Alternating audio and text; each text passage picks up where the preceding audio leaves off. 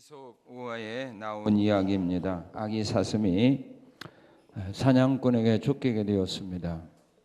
힘을 다하여 도망쳤지만 아직 너무 어린 아기 사슴은 더 이상 사냥꾼을 피할 힘이 없었습니다. 어떻게 하지? 혼자 멀리 가지 말라는 엄마의 말을 들었어야 했는데 사슴은 안타까운 마음으로 후회하면서 주위를 두리번거 보려왔습니다. 마침 그곳에 무성하게 우거진 포도덩굴이 있었습니다. 제법 가지도 높고 잎이 무성하게 우거진 포도덩굴이었으므로 그 속에 숨으면 사냥꾼의 눈에 띄지 않을 것 같았습니다. 사슴이 그 포도덩굴에 몸을 숨기자 잠시 후에 사냥꾼이 숨을 헐레벌떡거리며 달려왔습니다. 사냥꾼이 지나가자 숨어있던 사슴은 휴, 이제 살았다라고 안심을 하게 되었습니다. 안심해도 좋다는 생각이 들자 갑자기 배고픔이 느껴졌습니다. 포도덩굴이 참 무성하구나. 사람 한씩 웃더니 자기를 숨겨주었던 포도덩굴의 잎사귀를 마구 따먹기 시작을 했습니다. 포도나무 잎사귀들은 아파서 괴로웠지만 사슴은 아랑곳하지 않고 잎사귀들을 따먹었습니다. 그때 방금 그곳을 지나갔던 사냥꾼이 되돌아왔습니다. 참 이상하다. 분명히 이쪽으로 왔는데. 주위를 살피던 사냥꾼은 바람도 불지 않는데 포도덩굴이 흔들리는 것을 보았습니다. 뿐만 아니라 사각사각하고 잎사귀 먹는 소리까지 들렸습니다. 옳지, 사슴이 저기 숨어 있구나. 사냥꾼은 살며시 다가가서 사슴을 잡았습니다. 그때서야 사슴은 자기의 잘못을 뉘우치고 눈물을 흘렸습니다. 내가 생명의 은인을 저버려서 신이 나를 벌 주시는구나 하고 후회했답니다. 사람이 화장실에 갈 때 마음과 나온 뒤에 마음이 다르듯이 자신이 어려울 때에 도와달라고 도움의 손길을 내밀다가도 그 순간이 지나가면 자기에게 은혜를 베푼 사람의 은혜를 잃어버리고 살 때가 많습니다. 이런 사람은 반드시 벌을 받게 되어 있습니다. 성경에 보면 수많은 사람들이 하나님께 받은 바 은혜와 사랑과 복을 배관하고 하나님의 곁을 떠나서 하나님이 제일 싫어하는 일들만 골라서 행한 사람들이 있습니다. 그런 사람들에게 하나님은 은혜와 사랑과 복을 주셨다가도 그들에게 형벌을 가하셨습니다. 하나님이 오늘 우리에게 주신 본문 말씀을 보게 되면 유다왕 아비야가 이스라엘 왕 여로보암과 전쟁을 하면서 그 이스라엘 백성들에게 한 말입니다. 너희는 하나님을 배반하고 하나님을 떠났기 때문에 너희들은 형통할 수가 없다. 너희는 하나님을 떠난 자들이기에, 너희는 하나님을 배반한 사람들이기에 너희는 절대로 형통할 수가 없다.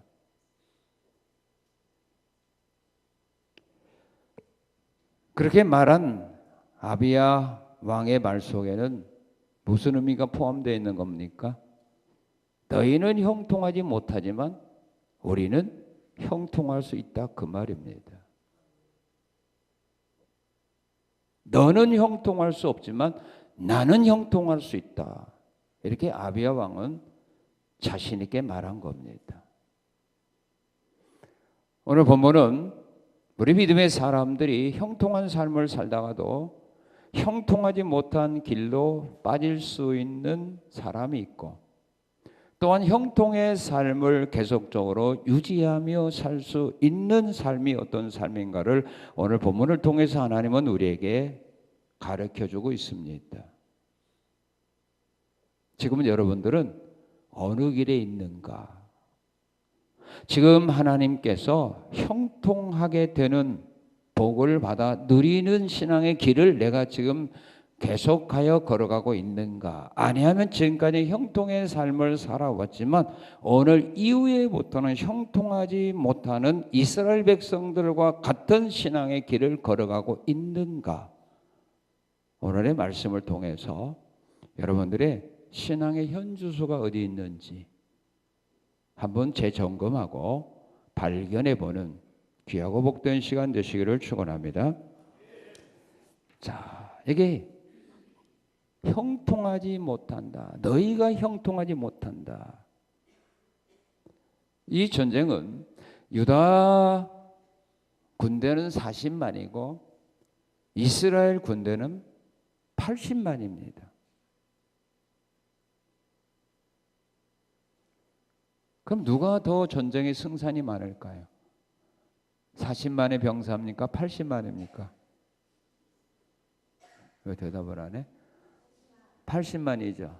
근데 40만의 병사를 가지고 온 유다 왕이 80만의 군대를 거느리고 온 이스라엘 왕 여로보암에게 한 말입니다. 너희는 이 전쟁에 이길 수 없어, 그 말이에요. 너희는 형통할 수가 없어. 그러면서 그들의 잘못된 신앙을 지적합니다. 너희가 이런 신앙의 길을 지금까지 살아왔기에 너희는 형통할 수 없고, 우리는 이런 신앙의 길을 걸어왔기에 우리는 형통할 수 있다, 그 말입니다. 아비야 왕이 40만의 병사로 80만과 싸워야 되는 그런 위기 상황에서 아비야가 어떤 믿음과 확신이 있었기에 이런 말을 할 수 있었을까?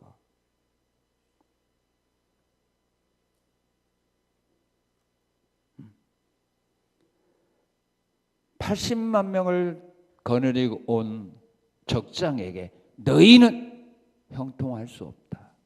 너희는 이번 싸움에서, 전쟁에서 너희는 승리할 수가 없다. 왜 그런 줄 아냐? 너희는 지금 이런 신앙의 길을 걸어왔기 때문이다 하고 지적해 줍니다.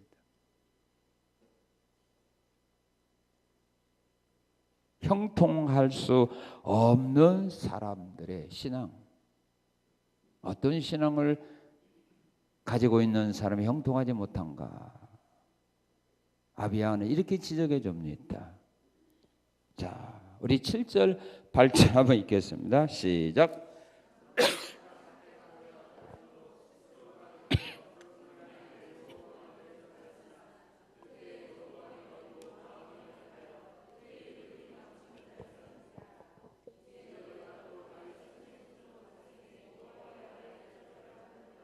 예, 됐습니다. 왜? 80만 명의 대군을 거느리고 온 적장에게 아비야는 너희는 형통할 수 없다. 너희는 이번 싸움에서 절대로 이길 수 없어. 라고 말할 수 있었을까요?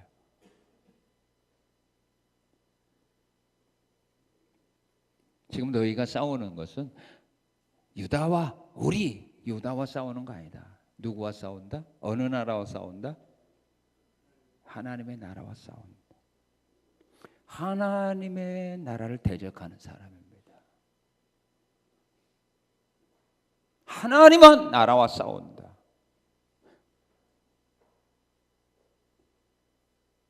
아비야 왕은 자기는 유다 백성들을, 유다를 지키기 위하여 내가 나왔다는 것 아닙니다. 하나님의 나라라는 겁니다. 하나님의 나라는 하나님의 통치를 받는 나라입니다.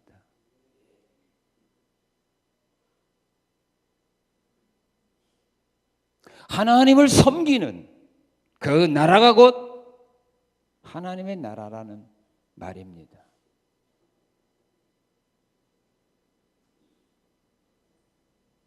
우리 유다 나라는 하나님의 통치를 받는 하나님의 나라라 그 말입니다. 그런데 너희가 하나님의 나라와 싸움에서 이길 수 있느냐? 이길 수 없다는 말입니다. 사도행전 9장에 보면은 예수님께서 하나님의 교회를 핍박했던, 예루살렘 교회가 흩어지게 했던 그리고 하나님을 믿는 하나님의 백성들을 핍박하고 죽이고 옥에 가던 일에 앞장섰던 그 사울에게 우리 예수님이 한 말입니다. 뭐라고 했습니까? 사울아 사울아 네가 왜 나를 믿는 사람들을 핍박하고 내 교회를 핍박하느냐 그랬습니까? 아닙니다. 사울아 사울아 네가 왜 나를 핍박하느냐. 그 말에 사울이 주의 누굽니까? 나 네가 핍박하는 예수다 그랬어요. 사울은 예수를 핍박한 일이 없어요.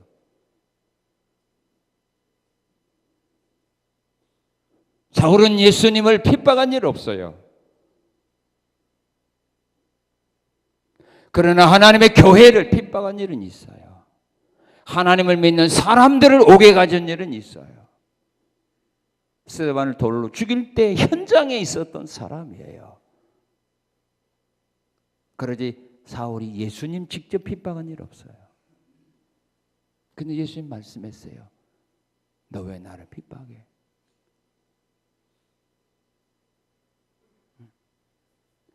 교회는 바로 하나님의 나라 아닙니까? 하나님의 통치받는 나라예요. 교회는. 사람에 의하여 교회가 움직이게 된다면 교회는 하나님의 교회가 아니에요. 사람의 교회예요. 교회는 하나님의 뜻에 의하여 움직이는 교회예요. 그래서 교회가 하나님의 나라인 겁니다. 그래서 교회를 대적하는 자, 곧 하나님을 대적하는 거가 된다 그 말입니다. 교회를 대적하는 사람들, 교회를 핍박하는 사람들, 교회를 혼란에 빠뜨리는 사람들 형통합니까? 찾아보세요. 기독교 역사에서 찾아보세요. 형통하는가? 잘 나가다가도 어려움 당합니다. 왜? 하나님의 나라기 때문에.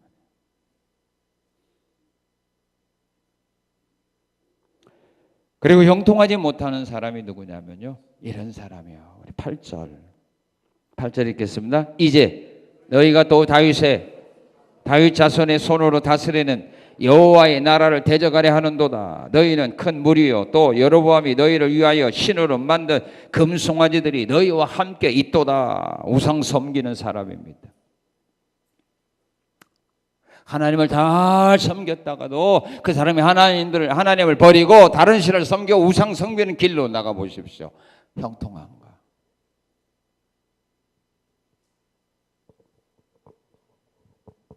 이스라엘 민족들이 잘 나가고 배부를 때는 하나님 떠나 우상 숭배하는 길로 나갑니다. 그럴 때마다 하나님은 그 백성들에게 진노하셨고 이웃 나라 사람들을 보내어서 그들을 침략하게 했고 그들을 죽이게 했고 포로로 잡아게 만들었습니다.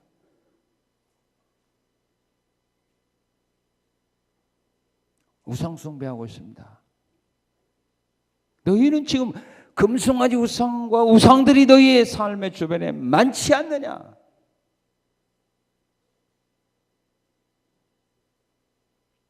신명기 8장 19절 20절에 보게 되면 하나님을 잊어버리고 다른 신을 따라 섬기며 절하면 너희가 반드시 멸망할 거다.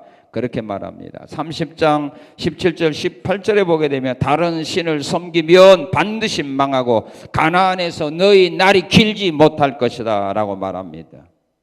민수기 25장에 보게 되면 이스라엘 백성들이 모압 여인들과 간음을 했고 그 여인들이 자기들의 제사에 초청을 하자 그들이 따라갔습니다. 그리고 제사 음식을 같이 먹고 그들의 제사에 동참했습니다. 그때 하나님은 그들에게 진노하사 연병으로 24,000명이 죽었습니다.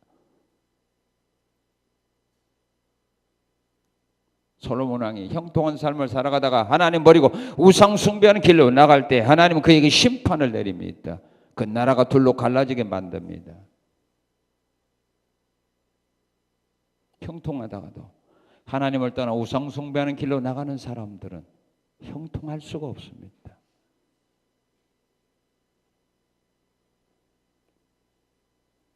그리고 왜 여로보암이 형통할 수 없다라고 지적하는가?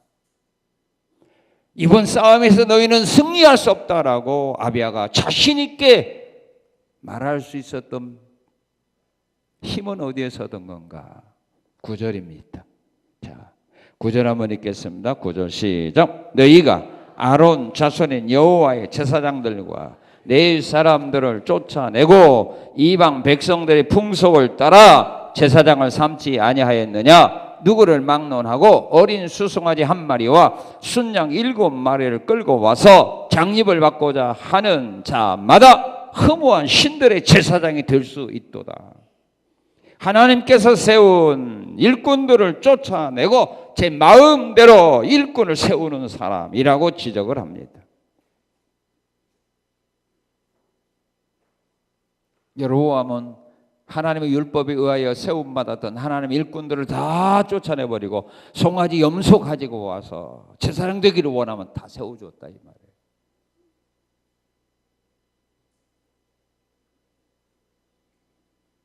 하나님의 교회 일꾼은 내 마음에 드는 사람 세우면 그 교회는 형통할 수 없어요. 교회는 내 마음에 드는 사람을 일꾼으로 세우는 것이 아닙니다. 누구 마음입니까? 하나님의 마음에 맞는 사람을 교회 일꾼으로 세워야 돼요. 그러면 그 교회는 형통한 교회가 돼요. 그러나 사람이 자기들의 마음, 하나님이 원하는 일꾼들을 버리고 자기의 마음에 맞는 일꾼을 교회의 일꾼으로 세우면 형통할 수가 없어요. 하나님이 함께하지 않아요.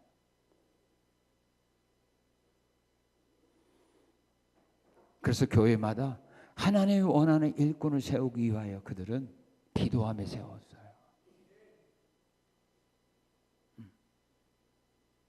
가룟 유다가 예수님 팔고 자살하여 죽었을 때 그 가룟 유다의 빈자리를 채우기 위하여 사도와 120문도들은 하나님께 기도하고 대비 뽑아서 마띠아를 세웁니다. 물론 사도들 자기들의 마음에 맞는 사람 세울 수도 있어요. 베드로가 주장해서 자기 마음에 맞는 사람 추천해서 세울 수도 있어요. 야고보도 그럴 수 있어요. 그렇지 않았어요. 예수님도 많은 제자들 가운데서 12명의 사도를 선택할 때 하나님의 뜻에 맞는 사람을 세우기 위해서 산에 가서 밤새도록 철야 기도하시고 내려와서 12명을 세워요. 예루살렘 교회도 제자를 세울 때 안디옥 교회로 하여금 선교사 2명을 파송하라는 말씀을 듣고 선교사 2사람을 선택하여 파송하기 전에 그들이 금식을 하며 기도한 후에 바울과 바나바를 일꾼으로 세웠습니다. 교회는 형통한 교회가 되려면, 하나님으로부터 버림받지 않는 교회가 되려면 교회 일꾼을 세울 때에는 내 마음에 드는 사람이 아니에요. 하나님이 마음에 맞는 하나님의 일꾼을 세워야 돼요.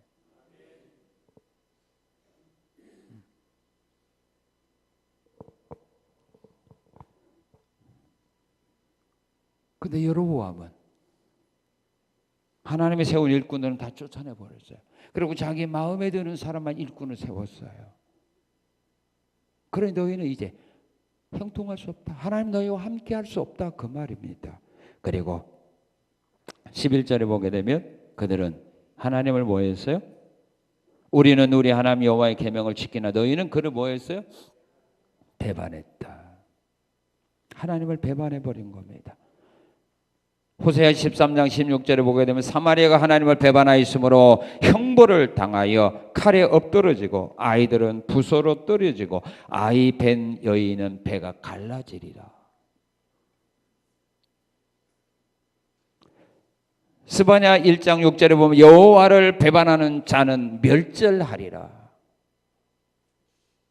하나님 배반했어요. 너희는 하나님 배반했는데 형통하기 원하지 말아라.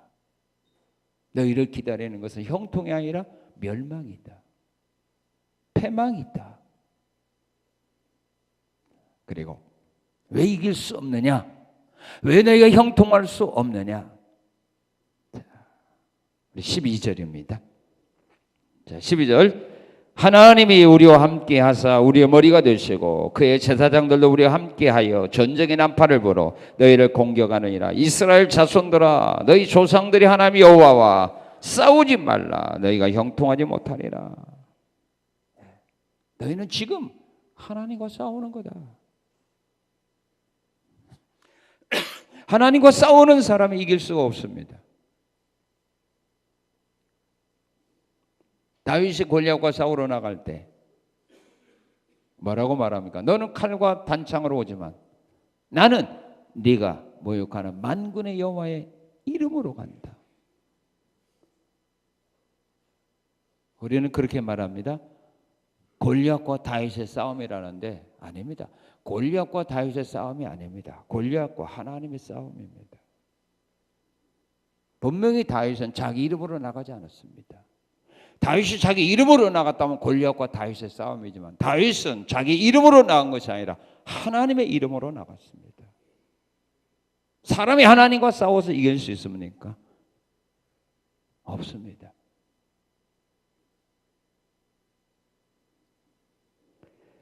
역대하 14장에 보아도 아사 왕이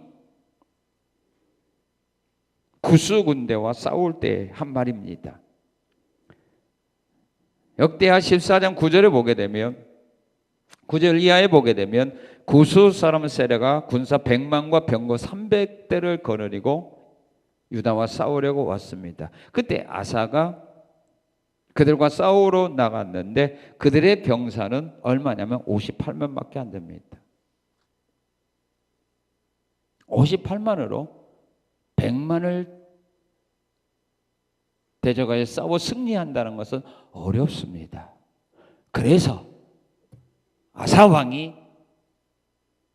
하나님 앞에 이렇게 기도하는 겁니다. 하나님과 구스와 싸움을 붙이는 겁니다. 그게 지혜입니다. 우리는 내가 나가는데 하나님 나 좀 도와주십시오 이렇게 말합니다.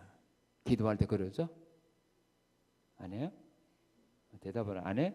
맞죠? 내가 싸우려고 하는데 나에게 힘이 부족하니까 나에게 힘 좀 주어서 이기게 하고서 그렇게 합니다. 그런데 지혜로운 사람들은 자기가 절대로 싸움을 나가지 않습니다. 하나님을 싸움 붙입니다.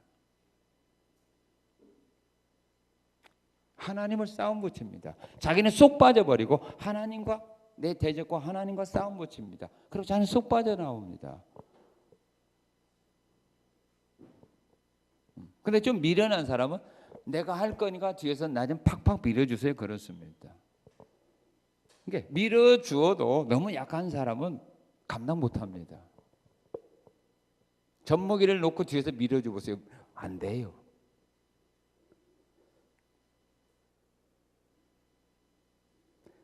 다윗이 골리앗과 싸울 때 사울 왕이 다윗을 밀어준다고 했습니다. 그래서 자기 갑옷도 벗어주고 투구도 벗어주고 자기 창도 주었습니다. 그런데 그건 입고 들고 움직이지도 제대로 못합니다.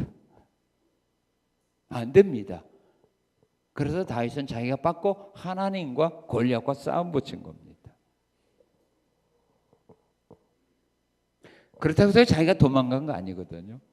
싸움 붙여놓고 자기가 할 건 합니다. 돌매질 했습니다. 그때 그 돌멩이 가지고 하나님이 골리앗의 이마에 박히게 만들었습니다. 상상 한번 해보시죠. 매끄러운 돈이 어떻게 이마에 받치겠습니까? 아무리 세도 튕겨나가지. 근데 박혔다고 말합니다. 성경은. 자, 아사방도 마찬가지입니다. 58만으로 100만과 싸움에서 승산은 없습니다. 그러니까 하나님과 싸움 붙입니다. 어떻게 싸움 붙이는가? 우리 자 11절 14장 11절 한번 읽겠습니다. 14장 11절 시작. 다시요 시작.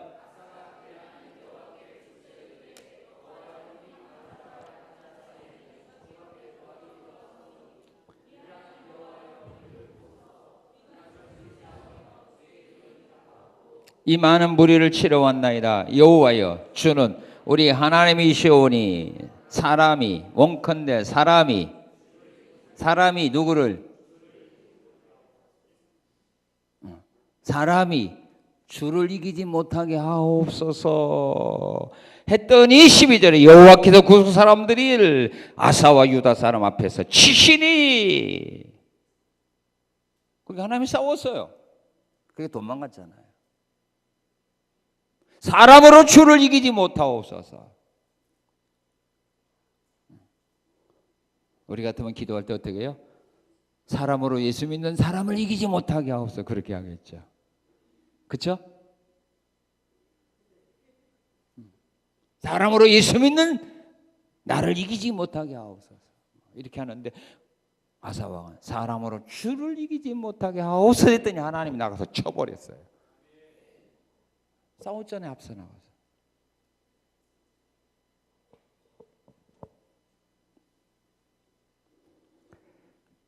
하나님과 싸우는 사람이다. 너희가 지금 나와 싸우고 예수 믿는 우리와 싸우려고 왔지만 실제적으로 너희들 지금 하나님과 싸우려고 온 사람들이다.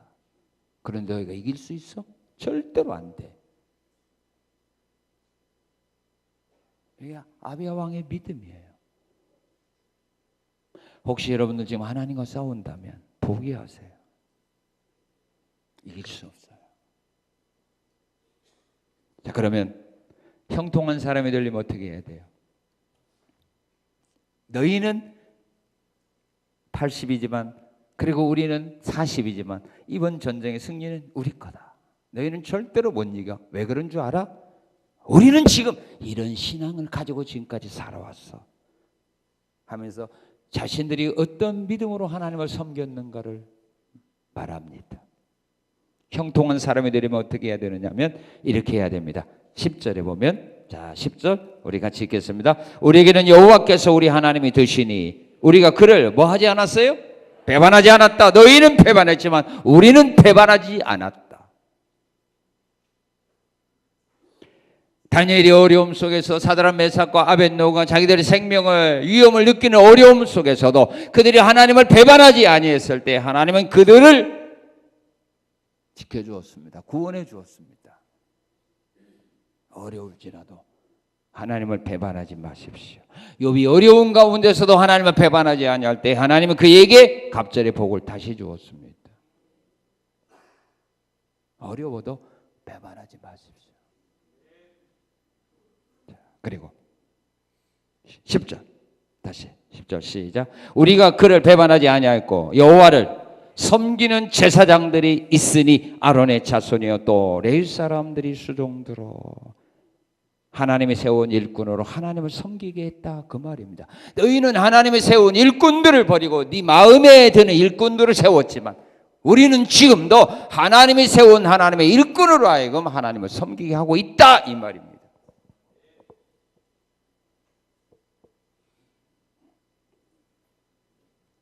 예루살렘 교회가 문제가 있었지만 하나님이 세운 하나님이 원하는 일꾼들 하나님이 세운 일꾼들로 하여금 그 일을 맡겼을 때 그들이 교회의 문제를 해결했어요. 그러나 오늘 교회에 왜 교회에 일꾼을 세운 사람이 왜 교회의 문제를 일으키느냐? 열매를 보면 그 일꾼은 누가 세웠다는 거예요? 사람이 세웠다는 거예요. 열매를 보면 나무를 안다고 했어요. 하나님이 세운 하나님의 일꾼들은 교회에서 문제를 해결했지 문제를 일으킨 일은 없어요. 그걸 알아야 돼요. 여러분들이 하나님의 뜻에 따라 하나님으로부터 세움받은 일꾼들이라면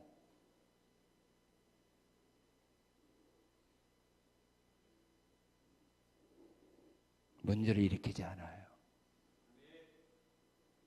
내가 원하는 일을 하지 않아요. 사람이 원하는 일을 하지 않아요. 하나님이 원하는 일을 하게 돼 있어요.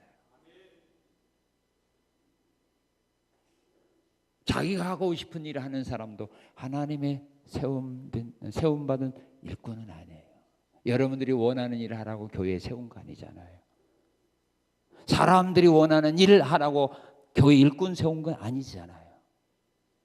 누가 원하는 일? 하나님이 원하는 일을 하라 이 말이에요. 사람들이 싫어하고 욕먹을지라도 핍박받을지라도 내가 원하는 일을 하라. 그 목적 속에서 우리를 세운 거지. 너 하고 싶은 일 이제 해. 사람들이 뭘 원하는가 듣고 그거 앞장서 일해. 아니에요.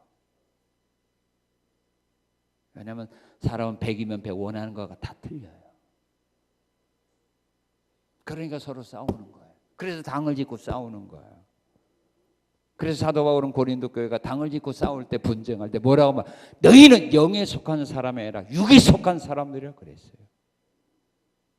육에 속한 사람들이기 때문에 당을 짓고 분쟁하고 싸운다라고 지적하는 겁니다.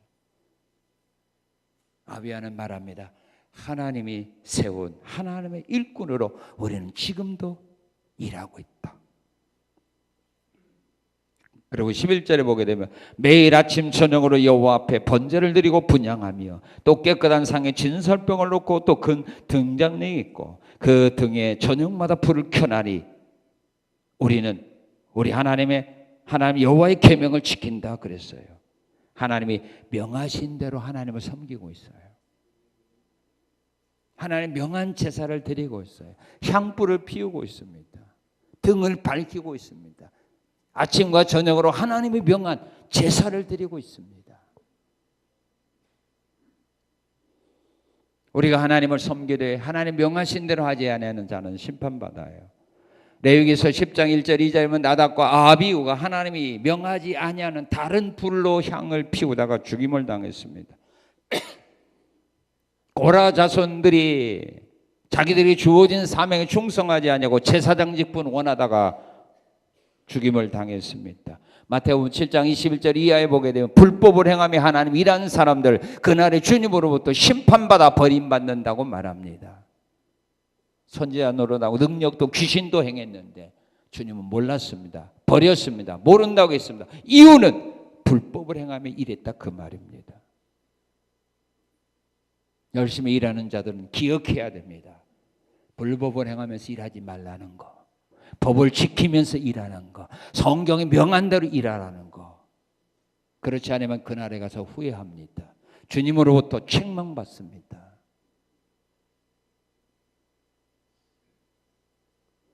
자, 그리고 12절을 봅시다. 12절 시작.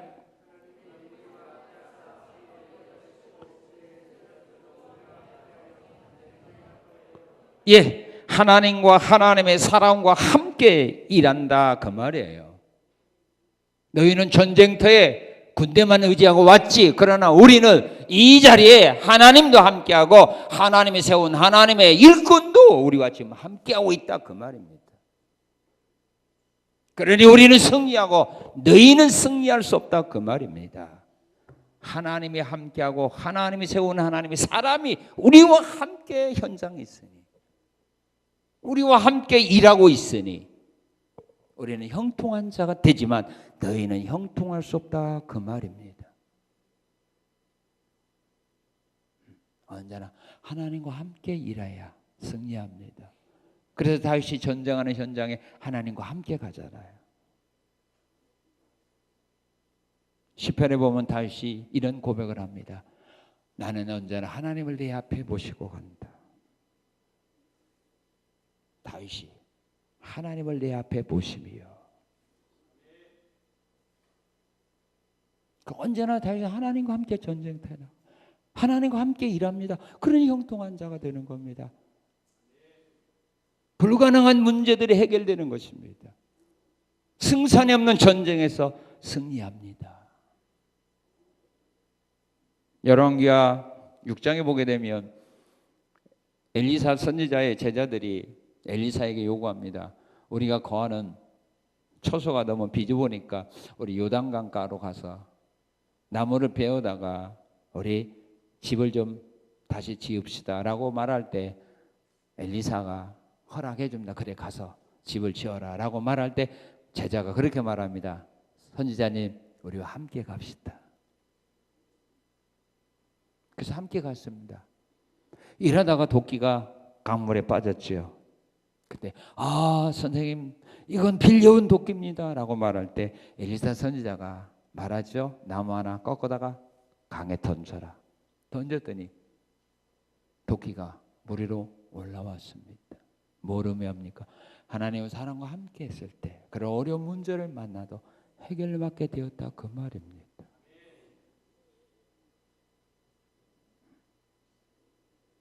하나님과 함께 하나님의 사랑과 함께 일하는 겁니다. 이스라엘 민족이 여리고성을 돌아올 때 뭘 중심으로 돌았습니까? 법궤를 중심으로 해서 돕니다. 벗기는 하나님의 임재를 상징하는 겁니다. 언제나 하나님과 함께하고 하나님의 사랑과 함께하는 사람은 어려운 가운데서도 형통한 길로 나갈 수 있다는 것을 우리에게 가르쳐주고 있는 말씀입니다. 그리고 또 어떤 사람이 형통하느냐 하면 우리 13절 14절 읽겠습니다. 시작.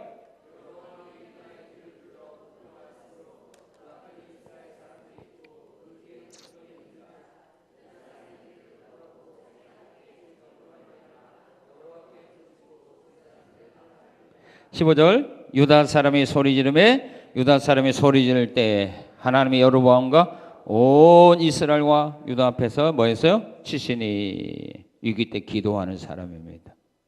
어려운 일을 만날 때 기도하면 하나님의 함께 하사 형통한 길로 인도받게 됩니다. 자, 그 다음에 18절에 보게 되면 자, 18절 그때 이스라엘 자손이 항복하고 유다 자손이 이겼으니 이는 그들이 그들의 조상들의 하나님 여호와를 뭐 했습니다? 의지하였습니다. 하나님을 의지해야 형통한 길로 인도받습니다. 열왕기하 18장 1절 8절에 보게 되면 히스기야 왕이 하나님이 의지하니까 하나님 그와 함께 하시며 그가 어디로 가든지 형통했더라 그랬습니다. 히스기야 왕이 여호와를 의지할 때 하나님이 그가 어디로 가든지 형통케 되는 복을 주셨습니다. 에레미야 17장 5절 8절에 보게 되면 사람이나 혈육을 의지하는 사람은 광야 떨기나무 같아서 좋은 일에 오는 것을 볼 수 없지만 여호와를 의지하는 사람은 시냇가에 심겨진 나무와 같이 가무는 해도 잎이 청청하고 열매를 맺게 된다 그렇게 말합니다.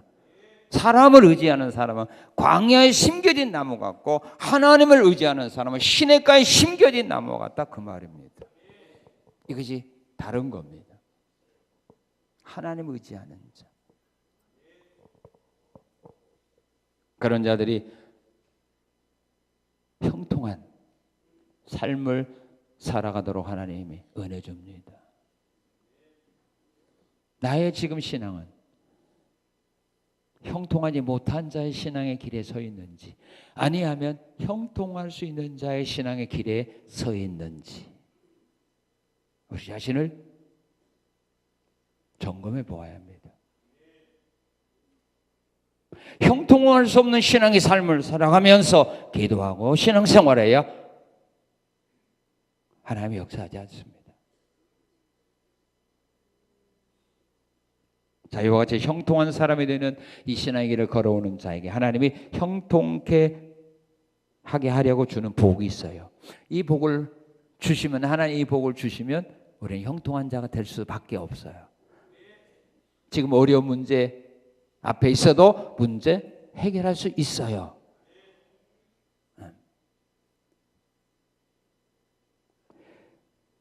형통한 사람이 되게 하려고 하나님이 주시는 복이 있어요. 이런 복을 받으면 돼요. 어떤 복을 주시죠? 13절 14절 보니까 어떤 복을 주셨죠? 기도할 때 응답해 주었습니다. 적군에 완전히 포위되었습니다. 살 길이 없습니다. 그런데 하나님께 기도했더니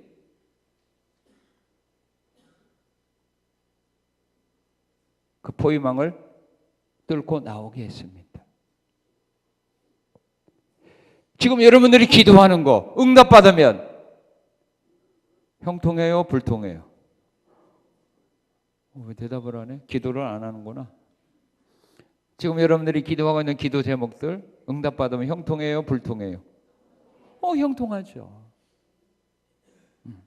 야베스가 하나님 앞에 기도했잖아요. 내 지경 좀 옆에 두고 나도 좀 복의 복 좀 달라고 해줬더니 복이 있는 사람이 되었잖아요. 다니엘이 왕의 꿈에 문제 가지고 와서 기도해서 응답받았더니 형통한 자가 됐지 않았습니까? 포로가 그 나라의 총리가 되었으면 그 정도면 되는 거 아니에요? 다니엘이 포로가 애굽 나라 바벨론 나라의 총리가 된 것은 자기 실력 능력으로 된 거 아닙니다. 뭘로 됐어요? 하나님께 기도해서 응답받음으로 된 거예요.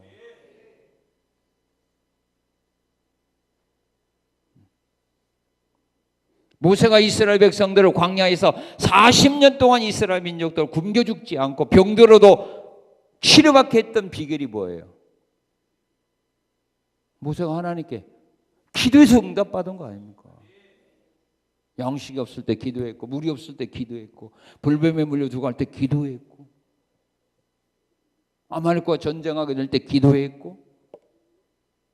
그래서 이스라엘 민족을 40년 동안 광야에서 굶겨 죽지 않고 인도해 준 겁니다. 기도 응답 받은 것밖에 없어요.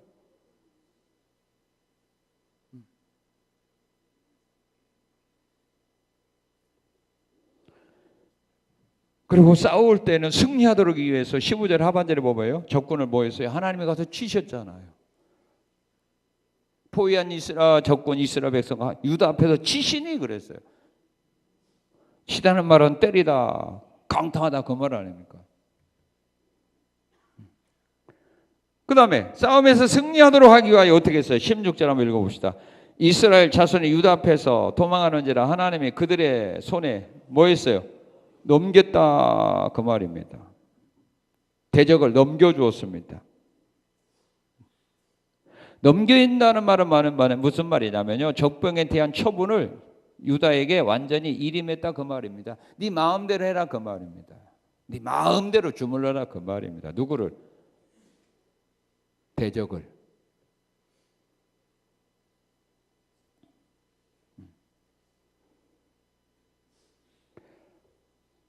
원수를 여러분들의 손에 넘겨주면, 대적을 여러분들에게 넘겨 네 마음대로 해 그러면 어떻게 해요? 승리예요, 패배예요? 그럼 쌓였던 거 엄청나게 할 겁니다. 완전히 짓밟아 버리겠죠. 네 마음대로 해라.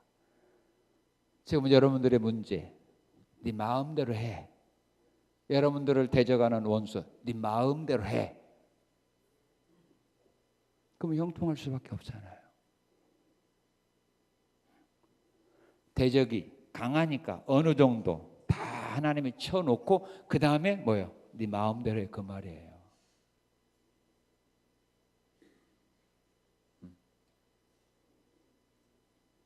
자녀가 어떤 어려운 문제를 해결하려고 하는데 할 수 없어. 끙끙대, 어려워해. 그때 부모님이 어느 정도 해줘? 다 해놓고 그다음 뭐예요? 이제 마무리는 너도 할 수 있어. 한번 해봐. 그렇죠? 이제 해. 이 정도는 너도 할 수 있어. 그러니까 네가 한번 해봐. 마무리는 네가 짓는다. 하나님 그렇습니다. 40만 원으로 80만 원 싸워서 이길 수가 없어요. 그러니까 하나님은 적군을 완전히 쳐서 완전히 혼비백산 만들어 놨어요. 그리고 이제 뭐예요? 네 마음대로 해 그 말이에요.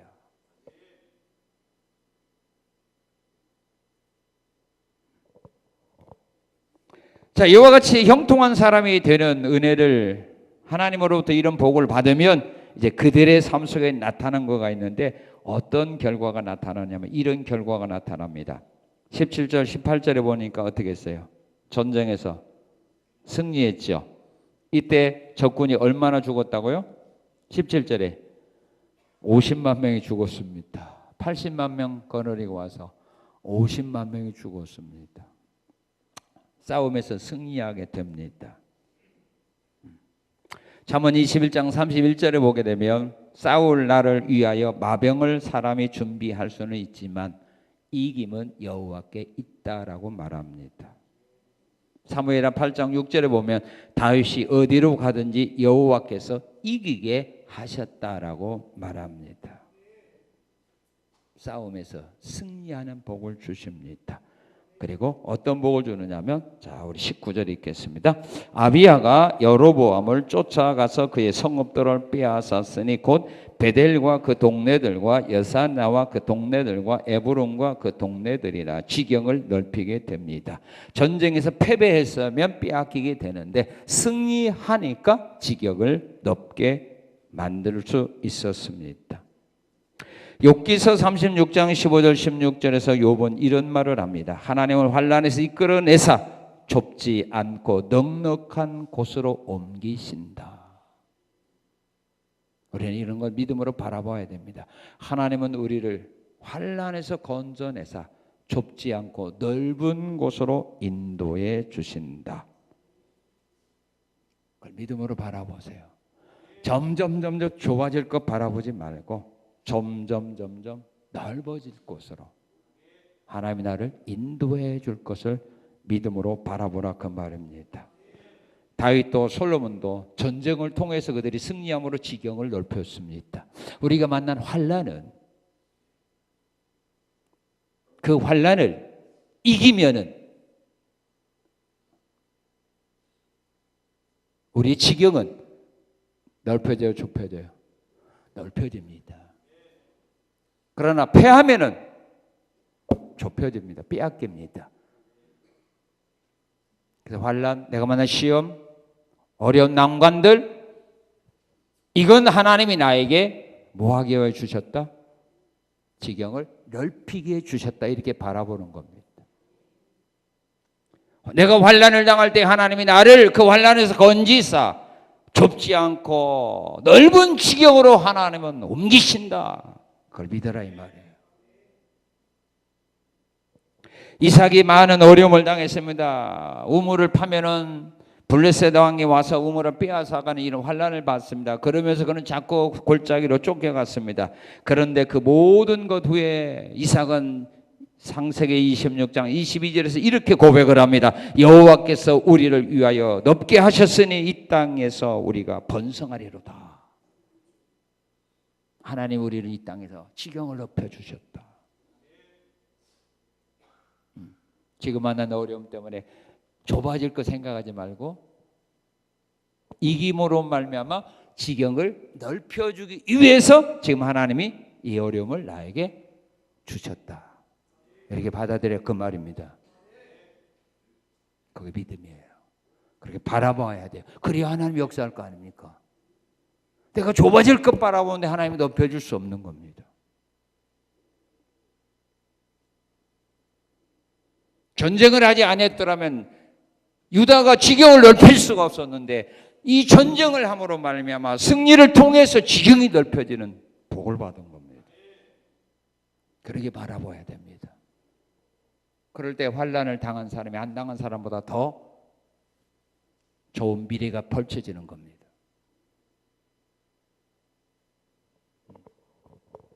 지금 문제가 없는 사람은 내일 아무것도 없어요. 그죠? 있어요, 없어요? 아무것도 없어요. 자고 나도 똑같아요. 그러나 지금 어려운 문제 있는 사람 이걸 해결하면 밝은 세상이 기다리고 넓은 세상이 기다린다 그 말입니다. 그리고 어떤 복을 주셨느냐 하면은 20절, 21절에 보면 점점 강성하게 되는 복을 받았습니다. 점점 강해지는 복을 받았습니다. 사무엘하 3장 1절에 보게 되면 다윗은 점점 강해지고 사울은 점점점 약하여지더라. 여기서 8장에 보게 되면 내 시작은 미약하였으나 나중은 심히 창대할 거다. 하나님으로부터 형통한 복을 받은 사람은 점점 강해지고 하나님으로부터 형통한 복을 받은 사람은 점점 지경이 넓혀지는 이런 복을 누리며 삽니다. 이 은혜와 복이 여러분의 것이 되시고 또 이 복을 누리며 살아가는 여러분의 귀한 삶 되시기를 주님의 이름으로 축원합니다. 감사합니다. 감사합니다. 감사합니다. 형통하지 못한 자의 삶과 형통하게 되는 자의 삶이 어떤 삶인가를 말씀을 통하여 가르쳐 주시니